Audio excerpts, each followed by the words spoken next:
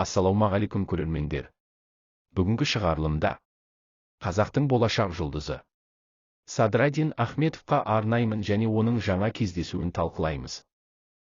Ол бұрынғы Геннадий Головкиннің промоутері болған Том Лоффлердің спортшысы атанды.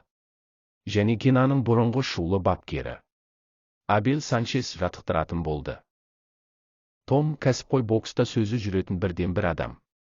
Ахметовқа үлкен кездесулер бере алатыны сөзсіз.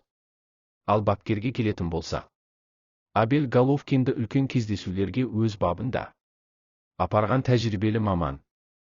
Ахметов оның тәжірибесімен көп жерді шайқауы сөзсіз. Болашақ жұлдызымыз 2-3 жыл көлемінде жарақат алып тағы да басқа себептермен спорттан сәл алыстаған болатын. Кезінде әлемнің ең жас болашағы жарқын деп күтілген боксшымыз соңғы 8 айда 3 жекпе-жек өткізді. 3 жекпе-жегін ақш-та жұдырықтасып айқын басымдылықпен жеңді. Соңғы жекпе-жегін қауіпті деп саналатын Рафаэль Игбокбеге қарсы өткізді.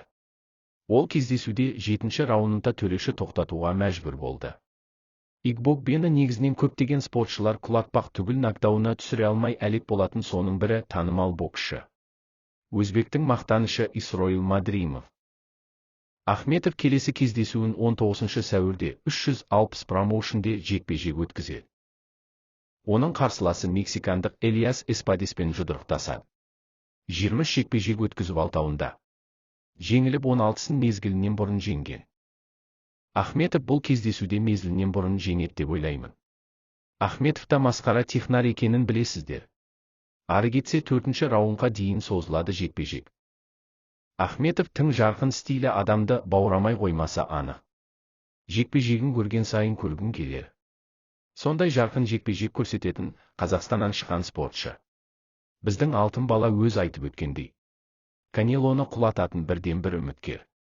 Осы жігіт Геннадий өз келіп Садырға ақылдармен кәсіпқой бокстың сырларын айтып демеп кеткен. 360 промоушнға келуінің себебі де осы болатын. Қазақтың сары чемпион баласы осылайша демеп отыр. Достар, осылайша бүгінгі шығарылым аяқталды. Арнаны қолдап лайк басып тіркеле отырайық.